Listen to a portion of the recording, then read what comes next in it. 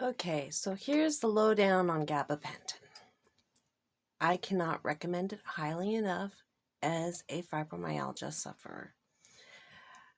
I personally take it, and after doing some reviews and discussion with my doctor, I can honestly say that it is highly recommended. Now, this medication has been used for eons. You can even find videos from other doctors and professionals on YouTube about it. Now, gabapentin is treatment for pain and seizures, which brings me to a very crazy-ass memory. Back when I was applying for SSI, because I didn't qualify for SSDI, I remember being in the courtroom, and I remember the judge was trying to convince me that I had seizures, and I didn't understand for the life of me. Now, mind you, at the time I was on a thing called carbamazepine. I don't know that I was on gabapentin yet, because carbamazepine can do similar effect as gabapentin, but gabapentin is far more superior. They're both under the seizure class. So gabapentin is what I'm discussing here. But what I found very peculiar is how the judge was being firm that I had seizures. And that was the only way that he was going to accept that I was declared disabled. Now, gabapentin is it's in the class of anticonvulsants. And what it does is it decreases abnormal excitement in the brain, relieves pain of postherapeutic neuralgia, or PHN, and it's the burning, stabbing pain that comes from your brain, and it's typically, they resonate it with shingles. The irony is that it also is comparable to the way that fibromyalgia sufferers feel. Now, the funny thing is that burning and stabbing pain, I found that very interesting, that that's how shingles feels. Now, mind you, anybody who has had chickenpox has the shingles virus within them. I mean, anybody who's seen the commercial about shingles knows that that's the case. If you've had chickenpox, you have the shingles virus within you.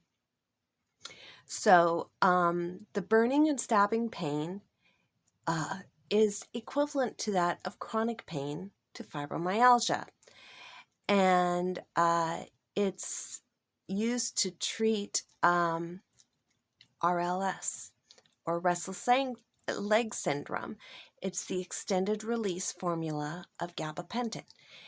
Now, I have something to add in here, because I've been using it for a long time.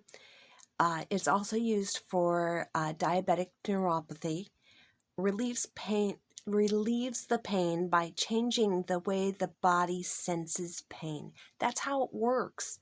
It gets into the brain and works on those little neurons and changes the way that your body senses it.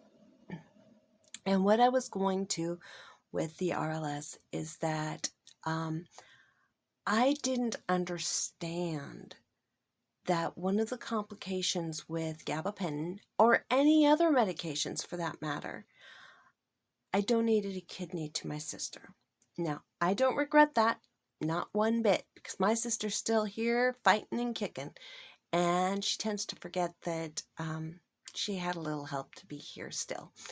First, it was my dad when I was a teenager, and then about 11 years later, it was me. Now, I didn't understand the repercussions of donating that kidney. Now, I wouldn't take back that action, not in a million years, okay? But because of that, I can't go on the max dose of gabapentin. So I'm going to share with you that the max dose of gabapentin you can take is 1,200 milligrams 3 times a day. Now that has to be diagnosed by your doctor. I'm just telling you the facts, okay? Because the kidneys are the filtration system for most medications. I say most because I want to say all of them, but at least 99.9% of medications go through the kidney. Now, I don't have my doctorate degree in medicine, but this is just what I've studied and I've learned. Now, the thing that I have also learned is with gabapentin that they come in capsules, and extended release or long-acting tablets, and oral solution, which is usually taken with 8 ounces of water.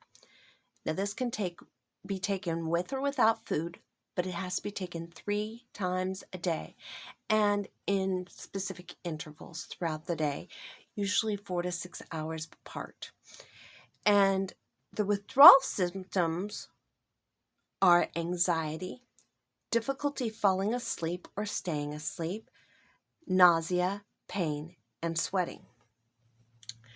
And I can honestly say to you that I have learned for me personally as a patient that when I take the gabapentin, that if I get too sleepy, I tend to decrease the gabapentin so that I sleep better.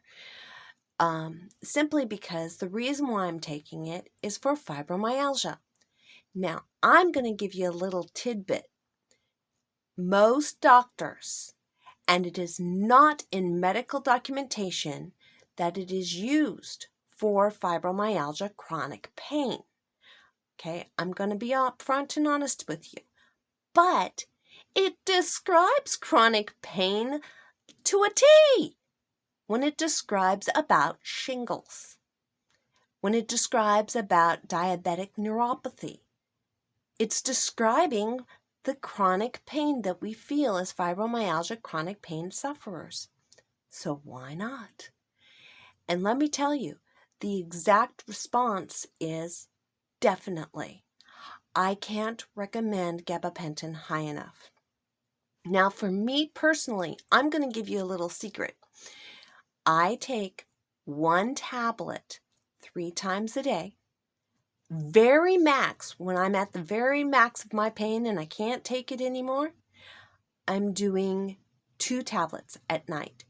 But get off of that as fast as I can. Find out what is making me so sore and so pained so that I can relax a little bit and get off of it.